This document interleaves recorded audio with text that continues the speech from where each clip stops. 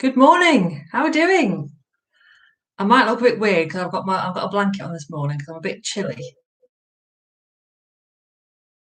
The heating on all the time because otherwise my heating bill is going to be through the roof. So I'm snuggling up in my big fluffy blanket. And no doubt it'll come off soon. But I'm just keeping snugly warm. So who we gone? Who's joining us this morning for a coffee and a natter?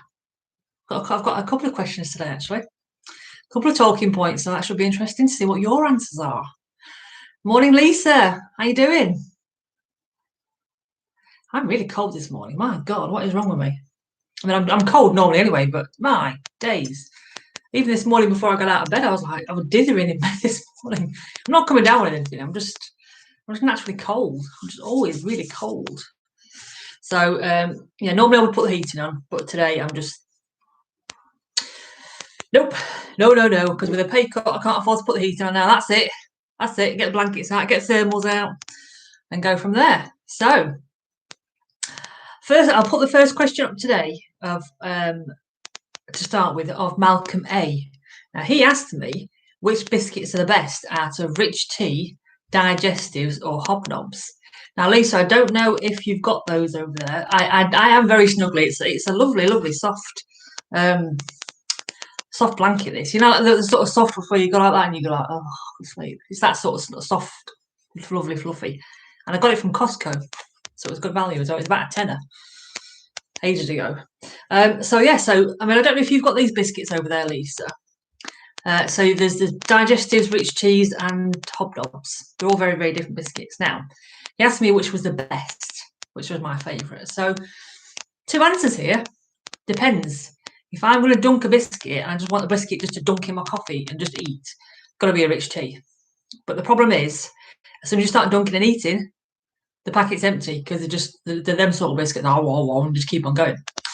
But the best biscuits ever out of those three, in fact, out of any to be fair, the best biscuits have got to be chocolate hobnobs. Chocolate hobnobs are the absolute pinnacle dog's danglies of biscuits. No questions. There's no arguments. That is it. The dark chocolate ones are the better ones.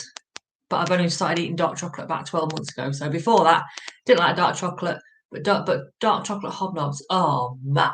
And if you dunk them, they do retain the texture because they're quite chunky, oaty biscuits. Very nice. Very nice. Hobnobs are awesome. Morning, Andrew. Morning, Keith. And morning, Steve. How are we doing? Yeah, they are, Steve. They are the dog's danglies, aren't they? They are the biscuit. But yeah, if you want a dunk, it's got to be the question is out of digestives, hobnobs, or rich teas. But I was saying, for dunking wise, you've got to go with a rich tea. But you can quite easily just finish a packet in 2 seconds. Biscuits are my downfall. You're not a dunker. Get out. What's wrong with you, Keith? Everyone's a dunker, surely. But there is a fine line when you're dunking a rich tea.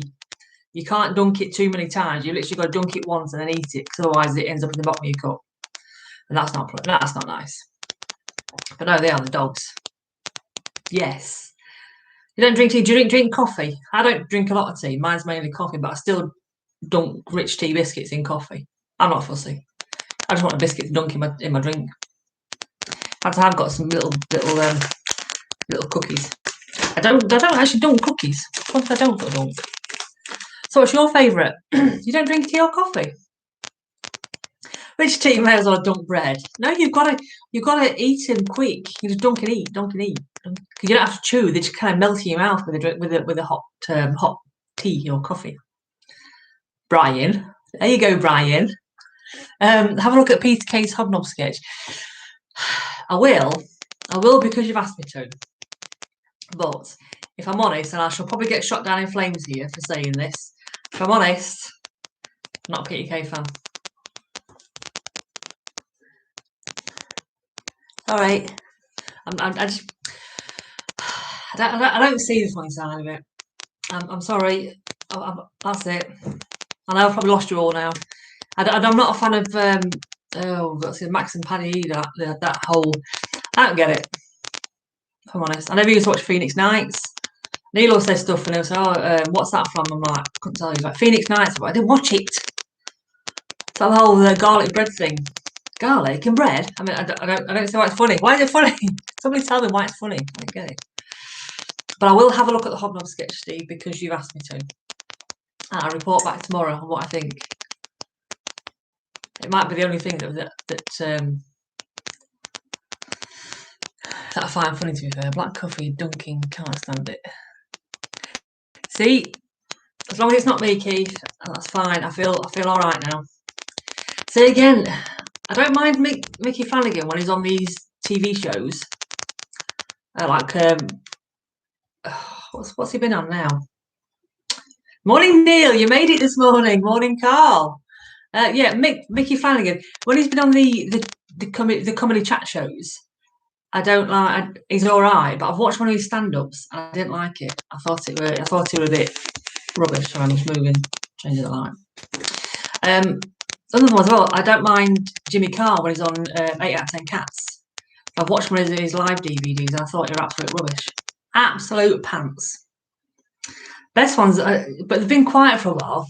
I used to like Michael McIntyre. I used to like, what's his name now? John Bishop. John Bishop's quite good. And Sarah Millican, she's funny. And when she's live, she is blue. She is filthy. But she's so funny with it. She's brilliant. I saw Peter Kay before you're famous. Yeah, see, I think a lot of them, they're very different when they're on TV, on the comedy sketch shows, than they are live. Like Jimmy Carr, he's all right. He's not too bad. But when he gets on stage, it's like he goes too far the other way and he goes uber filthy. Not just Sarah Millican funny filthy, but just too far. So I don't like him. I don't like him for that. Plus he's a tax dodger. I don't like him for that either. I've got the blame games. Let me write that down. As we all know, I've got a useless memory. Blame game.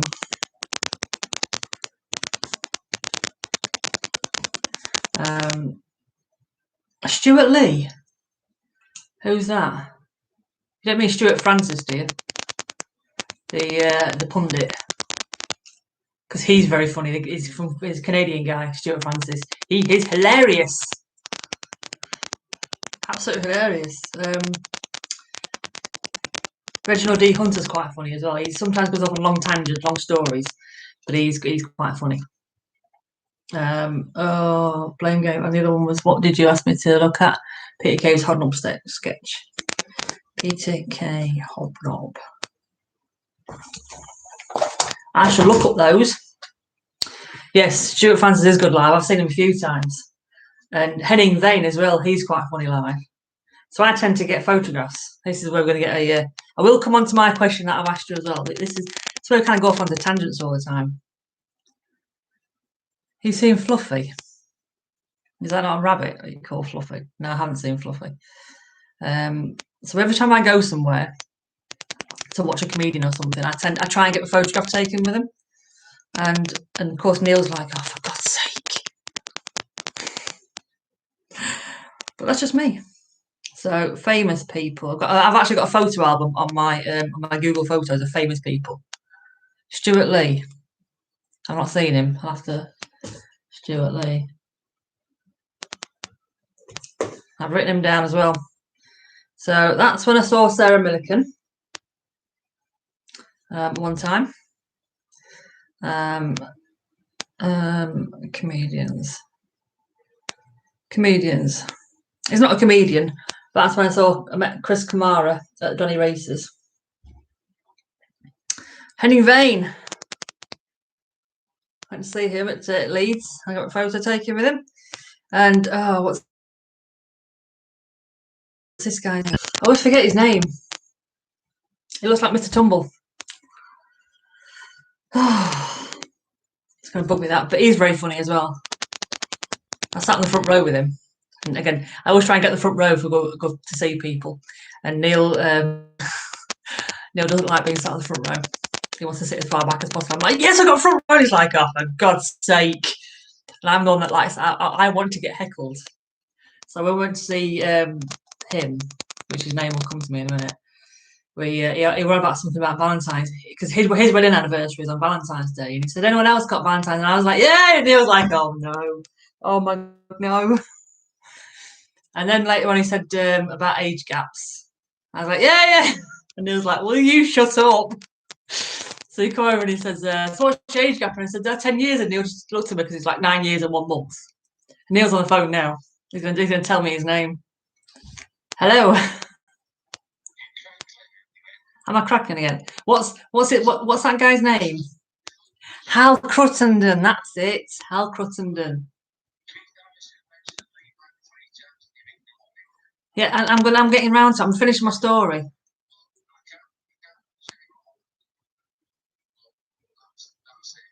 Right, okay.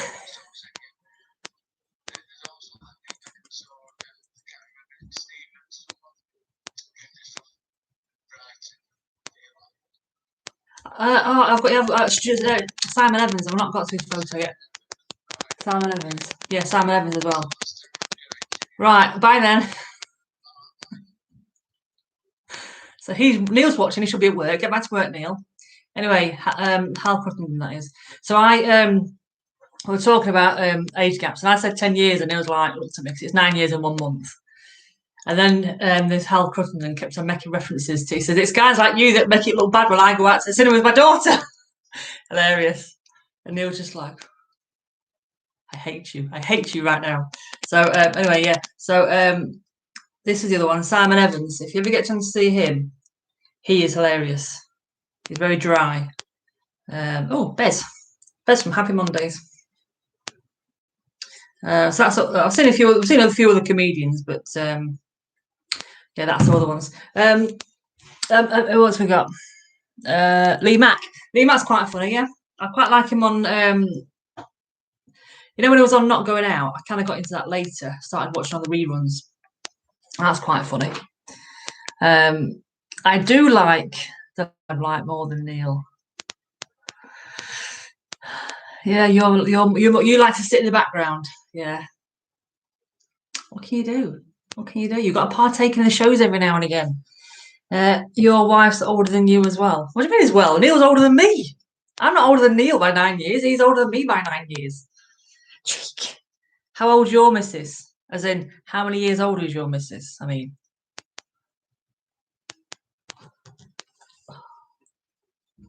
keep getting warm and cold. It's not good. Middle, not quite background. Yeah, Neil would rather fade into the background, I think. Bless him. 5, that's not bad, 5. So do you call her a cradle snatcher quite a lot? I can imagine you probably do. Dear, because I do with Neil. It's mean. Anyway, you're 2 years old. See, 2 years is about average, isn't it? What used to be kind of about average. The guys were always about 2 years older than the girls. But it's kind of gone way off all the scales now. Or do you call your wife a cougar, Neil? That's the other thing. If older women go for the younger men, they're called cougars these days as well. I don't know if there's a certain age limit though. It's got to be more than X amount of age years difference to be called a cougar. I don't know. I'm not down with that stuff. Anyway, today's question, which I put on the Twitter and the Facebook, was: where is your ideal holiday destination, and have you ever been? So you're a year older than your wife. Yeah, it's not bad. About a year. She thinks she's a cougar. Why is she not allowed to be a cougar? Do it, Mrs. Howarth. Be a cougar. Be a cougar. Do it.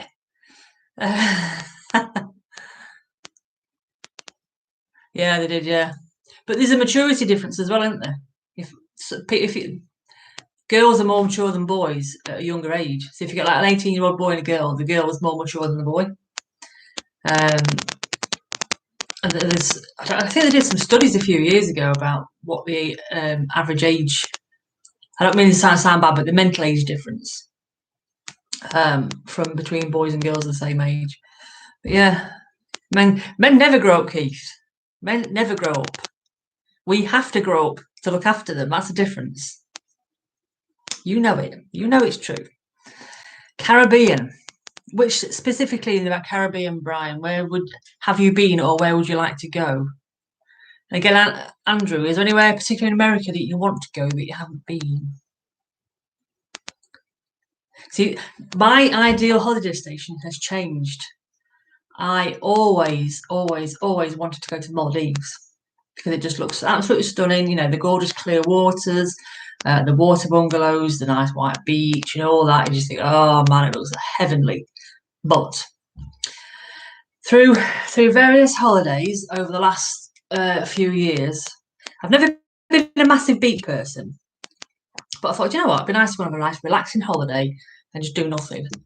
However, I cannot do nothing. So we went to where did we go? I think it's when we went to Portugal. We said we're gonna have a couple of days around the pool and doing nothing. That didn't happen. I think it lasted about 2 hours. It's ridiculous. And then when we went to Dominican last year, we ended up taking this golf club because we didn't realise until after we booked there was a golf course on the complex. So we tried to trial out if we could do nothing for this whole Maldives thing. We said, right, we're not going to golf every day. We'll golf every 2 or 3 days. And we'll have days where we'll just literally do nothing all day. I think the most we managed about 3 hours because I was bored out of my brain. I could not do it. I can sit and read for so long and I'm bored. I'm going to the pool and I'm bored with that. I'm not a beach person, but I went to the beach just to say I'd been in the Caribbean Sea. And it was like, I can't be doing it now. I'm not that kind of person. So it's kind of ruled out the Maldives completely for me now. So there's no way I could go to the Maldives for 2 weeks or even a week and do nothing because I would come back and I'd probably kill myself by then. I'd drown myself out of sheer boredom. So I don't actually know where my ideal holiday destination would be now. The only thing I can say is my ideal holiday destination would have to have a golf course on it. I like Portugal. I would like to go to Thailand to play golf in Thailand. I'd like to go to a few places around America and play golf, you know, the big courses. And then just to kind of experience golf in different countries and see how the conditions are different and the grass is different and tick them off the list really. So I think I've not got a specific destination, but I think my ideal holiday is just a generic golf holiday. And that's probably a bit sad, that. But you know, Neil, Thailand or Mexico? I don't mind heat. I've kind of grown to like heat now. But I never used to. I think because as I've got older, I get colder naturally, so I like to go somewhere hotter. To try and negate the inner thermometer, shall we say. Men know how to have fun. We know how to have fun. We just do it safely. I've seen these videos of blokes doing daft things and you think, why? Were you dropped on your head as a child or something? Texas, yeah, I quite fancy Texas. In fact, I think we were talking about this last week, actually. I would like to go on one of these cattle drives. I think Colorado is the best place for that. So if I was going to go for a non-golfing, I'd really like to do a cattle drive. That sounds awesome. That sounds great fun. Been to San Juan, St. Thomas, Barbados, plus a few other islands. Oh, okay. Do you have a favourite island over there then, Brian? Or is it just the area in general that you like?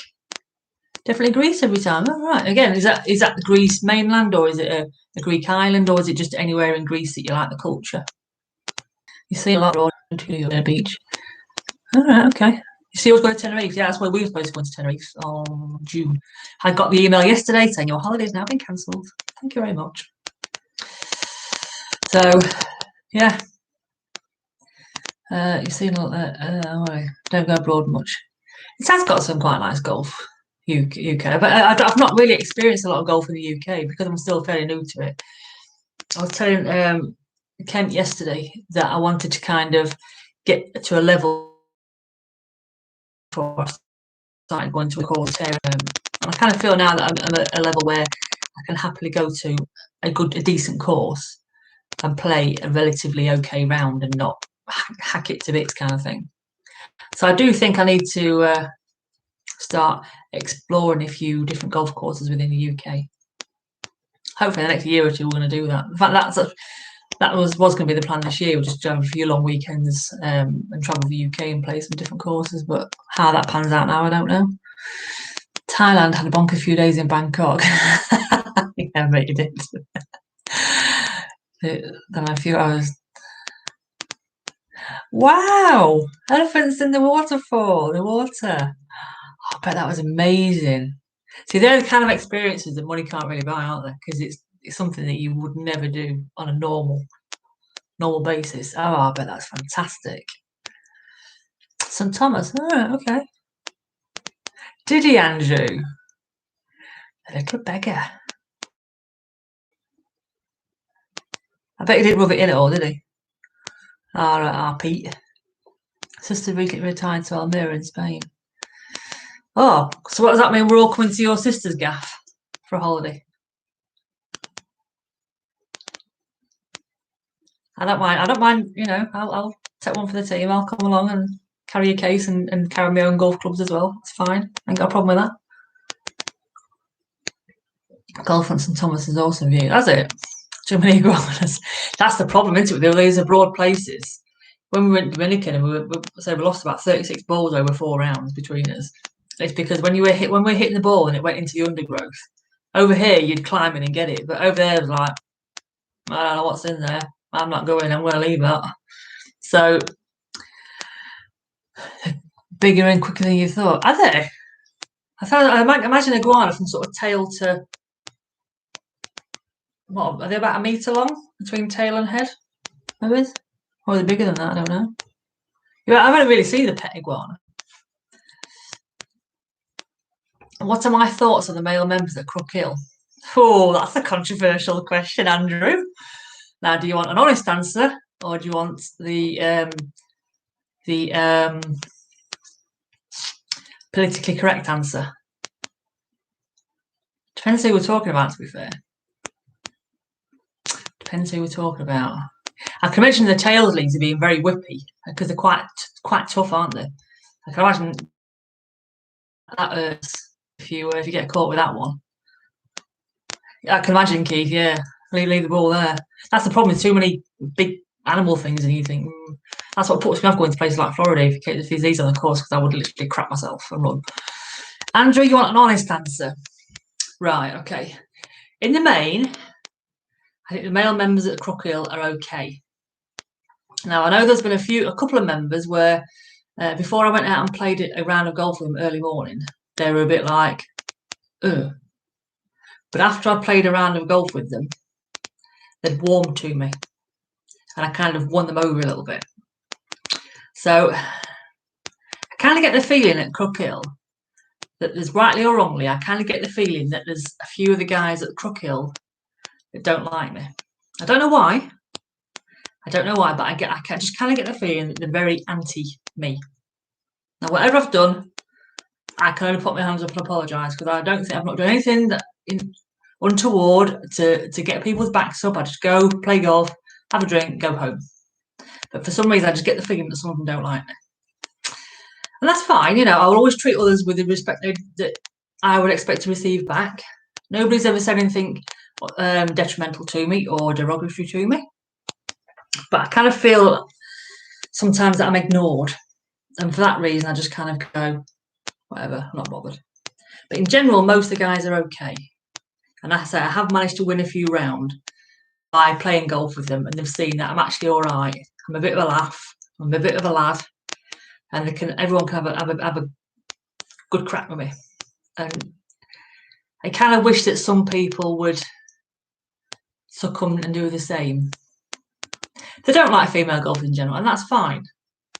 But because, see, for me, because I don't think that I'm a typical female in any way, so I don't want to be tired with this. I mean, I can see why that some of the female golfers at our club certainly would get people's backs up, and I completely get that, because I'm on the same page as them, as the guys. I'm completely on the same page.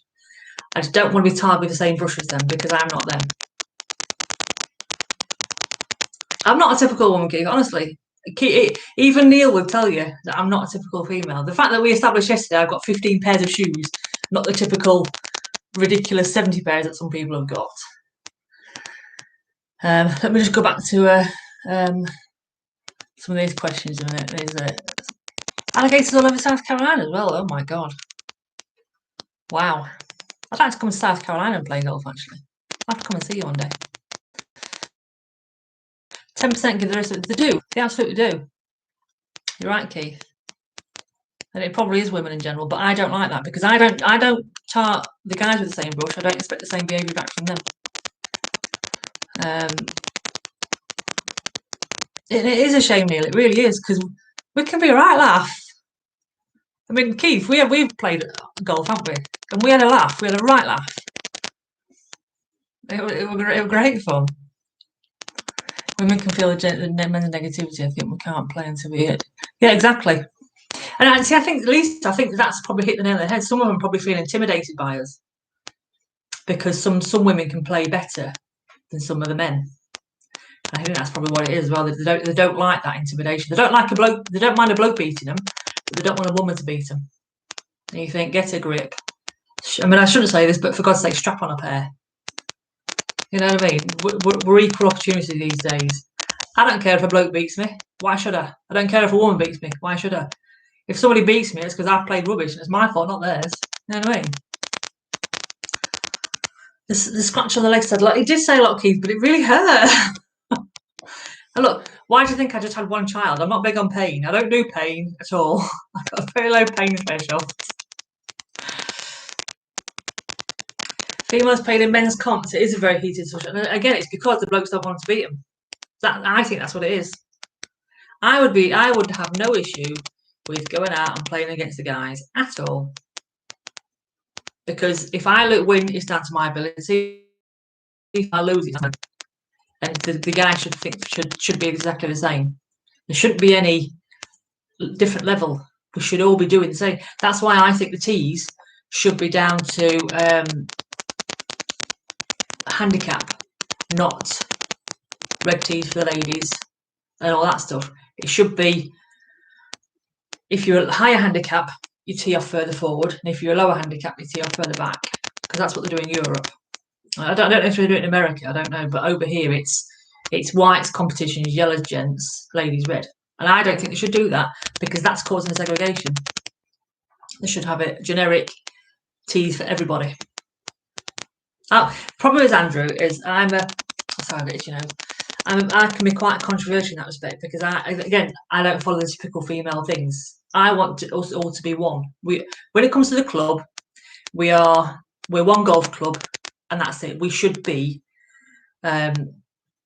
we should play as one club, not two little groups within one club. I don't like that at all.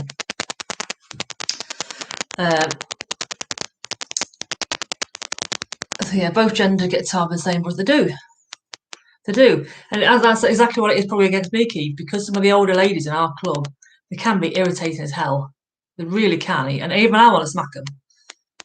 But it's like, is that what they think I'm like? So you bang on, Keith. But I'm not. And the two guys that I won over know that now because they've even said to me when I came off the course, you're welcome to come and play with us anytime you want to, love. Winner for me, absolute winner. Because at the start they were like, but afterwards they were welcoming me back, and that's what I want them all to do. They like it because you play off different course. Yeah, probably. Well, that's what I mean. That's what I'm saying, Keith. I've even said that, Andrew. Both Keith and Andrew. You know, Andrew, we had the in the AGM, and they were talking about that new major they were going to bring in for under 15 handicappers. And then there's like there's a whole hoo-ha about it just being for gents, and it's like, oh, why can't the ladies join in as well? And it's like, oh, because it should be able to take the same tees. I even said at that point, when I get down to 15 handicap or lower, I want the opportunity to play in that competition, and I would be more than happy to play up the same tees as you guys. More than happy. But they wouldn't have it. Wouldn't have it. The clubs you play at the worst member. The worst members are the worst players. Yeah. Those that are there to play golf. Well, see, I'm not particularly great. I'm there to play golf, but you know, but I want to get better. I want to improve. That's my problem. I want to do it now. Ladies get curtain shots off the handicap when they play off whites. Yeah, but the thing is, they're going to scrap that, aren't they? Isn't that going to go under the new handicap rules? But again, I think they should. I think it should. I think we should all play exactly the same. Yeah, but I should be, Keith. This is my point. I should be. I don't see why I should receive courtesy shots. I don't get it. Because again, that's causing segregation. I am fully up for the gents and the ladies playing off the same tees, playing off the same handicaps, playing off the same stroke indexes because you're on the same tees. I haven't got a problem with that. I'd welcome it. Exactly the same as you, Lisa. I act and play more like one of the lads because, in all honesty, 9 times out of 10, I have more of a laugh with the guys. But yeah, it's a men's attitude. Yeah, it is. It's like, oh, I don't want to be. Let's go before all girls get out. I'm going to be stuck behind them. But again, some of the ladies at our club, I get that because they dilly dally and they'll get out of the buggy, they'll hit the shot, they'll stand there for 5 hours waiting for the shot to hit the floor, and then think, oh, and then they'll go and put the club back in the bag, get back in the thing, and off they go. And you think, oh, for God's sake. But that does my head as well. It does my absolute tree in.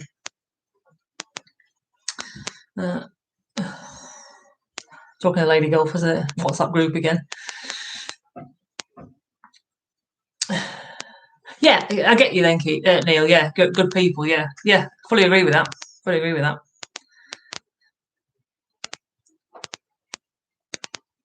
Absolutely, Andrew. Absolutely. I'll tell you, in fact, I'll be completely honest with you now. One of the guys that two of the guys that I think don't like me, but I was actually quite surprised at the AGM. I don't think Sean likes me very much. I didn't think he liked me very much. I don't think, is it Matt? I don't know what his second name is. Knocks about. He sits and has drinks with Sean. But after the AGM, and there was all that kick-off about me being treasurer, and they all kind of rallied around me, I kind of changed my opinion a little bit then. But up until that point, I thought, I didn't like me. I've not done anything to upset you, but you know, what can you do? What can you do when your boots let water in?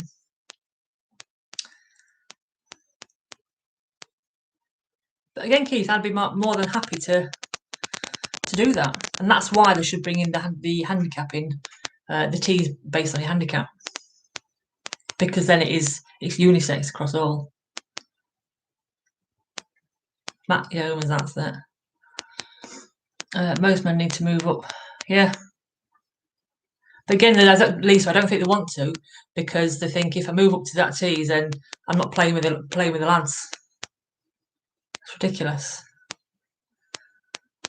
We've seen a member play through and they spent hours waiting for.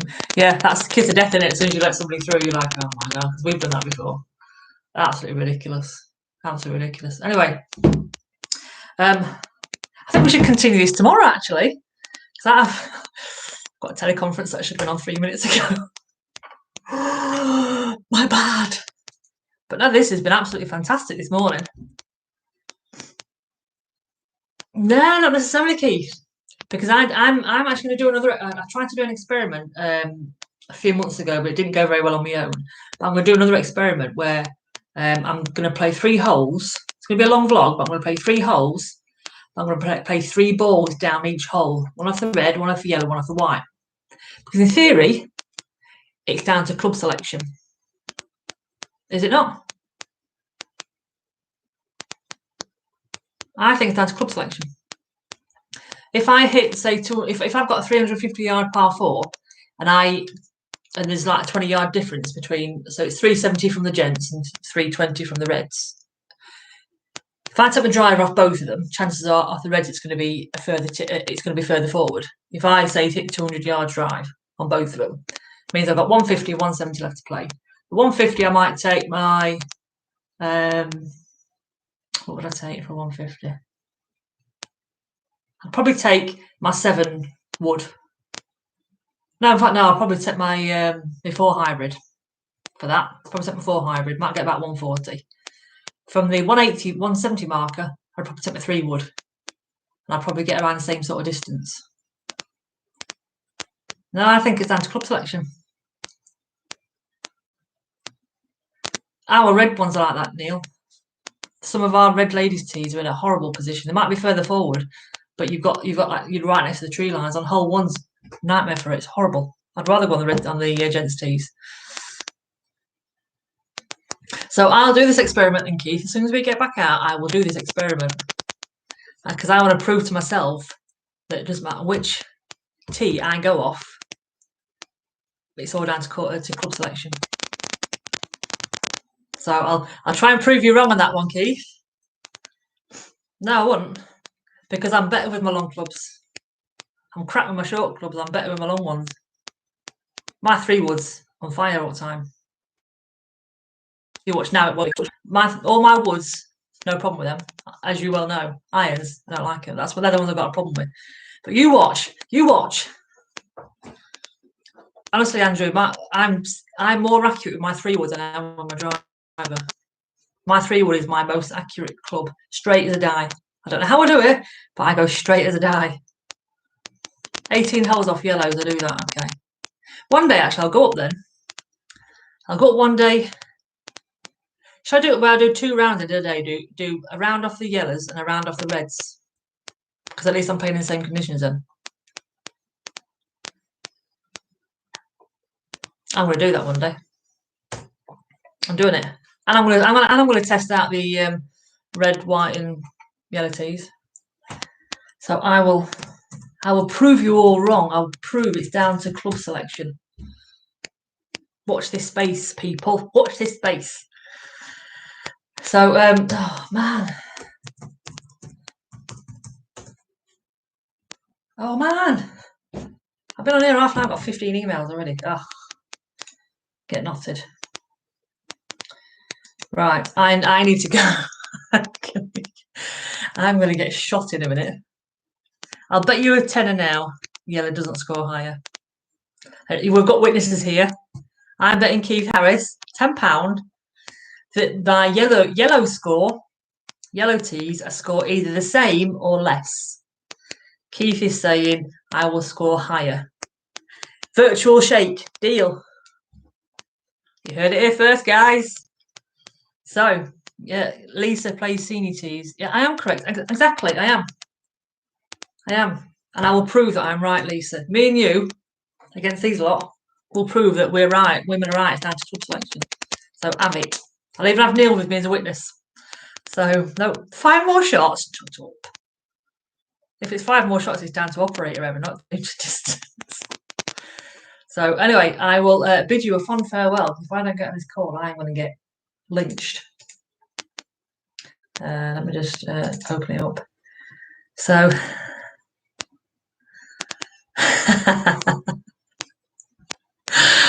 so you're going to do it as well, Lisa. Play us on different tees and see if you can.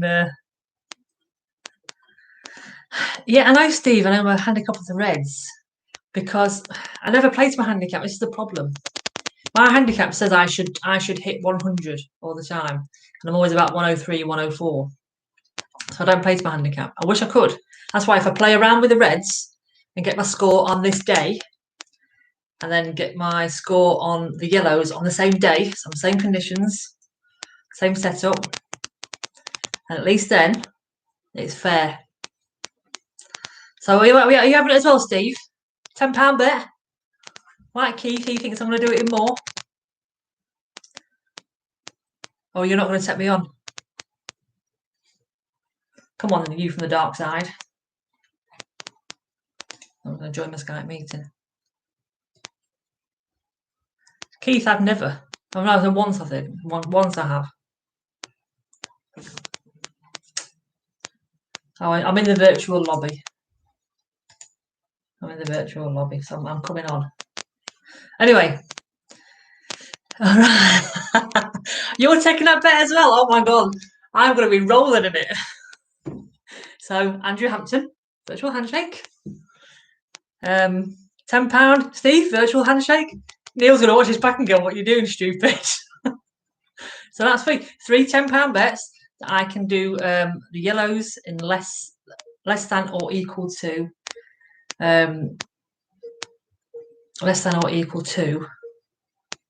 reds. Anyway, I'm going because I've got people ringing me.